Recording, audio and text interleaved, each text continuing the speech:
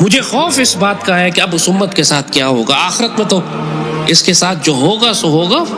آخرت میں تو اہل غزہ اس کے خلاف مقدمہ لے کر آئیں گے, سیدی رسول اللہ کے دربار میں شکایت کریں گے کہ ان کی شفاعت نہ کی جائے, ان کی سفارش نہ کی جائے. لیکن دنیا میں جو ہمارے ساتھ ہونے جا رہا ہے وہ بھی اتنا عبرتناک ہوگا کہ سوچ کے جھرجھری آتی ہے. یاد رکھو ایک بات, سیدی رسول اللہ نے فرمایا جس کا مفہوم ہے کہ کثرت سے صدقہ کیا کرو, کیونکہ صدقہ اللہ کے جلال کو کم کرتا ہے.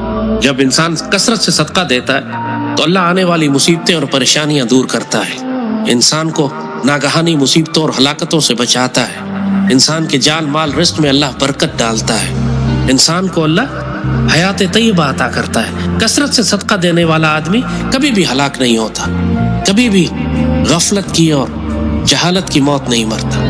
جو بات ایک فرد کے لیے ہے وہ پوری قوم کے لیے بھی ہے.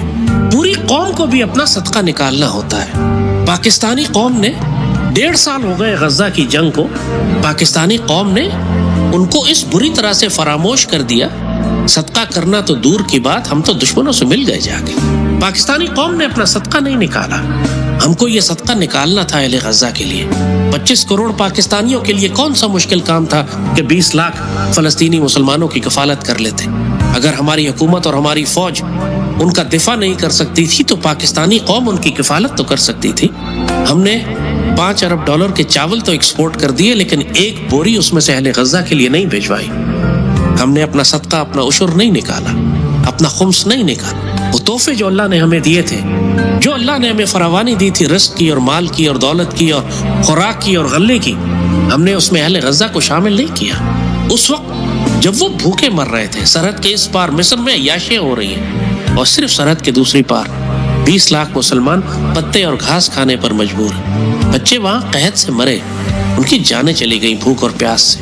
غزہ میں رہنے والے ہر شخص کا, ہر بچے کا وزن کلو کے حساب سے کم ہوا. بھوک اور پیاس میں مجبور وہ معصوم بچے, عورتیں چیختے چلاتے رہ گئے کہ میرے مالک ہمارا کوئی مددگار بھیج, کوئی بھیج جو ہماری مدد کرے, کوئی بھیج جو ہمیں ان ظالموں سے بچائے. اور اللہ پوچھتا رہ گیا اس پوری امت سے, ما لکم اذا لا تقاتلون فی سبیل اللہ, تمہیں کیا بد دعا لگ گئی ہے کہ تم اللہ کی راہ میں جہاد نہیں کرتے.